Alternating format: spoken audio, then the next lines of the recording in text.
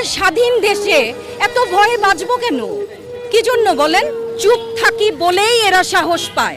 আমার ছাত্রের মুখ চেপে ধরার সাহস কে দিয়েছে আপনাদের? আমার ছাত্রের কলার ধরার সাহস কে দেয় আপনাদের? কয়জনের জবান বন্ধ করবেন আপনারা? একজনে করবেন, 10 জন দাঁড়াবো। 10 জনকে বন্ধ করলে হাজার মানুষ দাঁড়াবে। 18 কোটি বাঙালি নামবে। এখন সমস্ত অভিভাবকরা আমাদের কাছে পাঠায়, শিক্ষকদের কাছে পাঠায়। এদের যে আত্ম অভিমানে আঘাত দিয়েছেন, এই ক্ষত তাদের যাবে কিভাবে?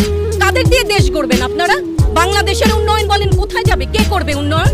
যে এই ছেলেটার কোমরে দড়ি বাঁধা, কত বছর বয়স ওর? 16। কোমরে দড়ি বাঁধলেন কেন?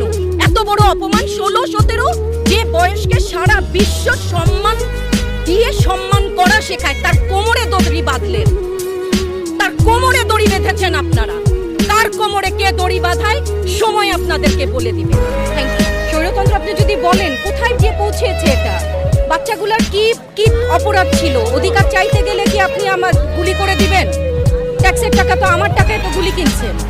বুলেট কিনে এবং ধরেন আপনারা যে বাবা মা জন্ম দিল, আমরা শিক্ষকরা যাদেরকে এদেরকে তৈরি করি ভবিষ্যৎ গড়ার জন্য, ওই পরিশ্রমের কি কোনো আন্দাজ আছে আপনাদের?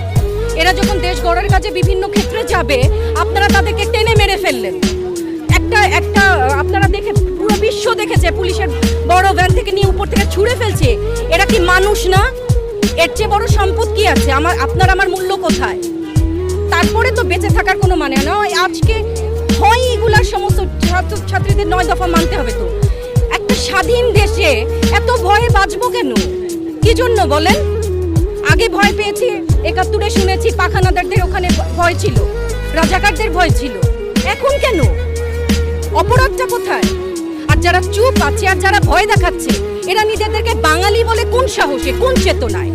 মুক্তিযুদ্ধের চেতনার যদি কেউ ধারক বাহক এই যুগে এসে হয়ে থাকে, সেটা এই ছাত্রছাত্রীরা, যাদেরকে ডিবি অফিসের ভিতরে আটকে রেখেছে।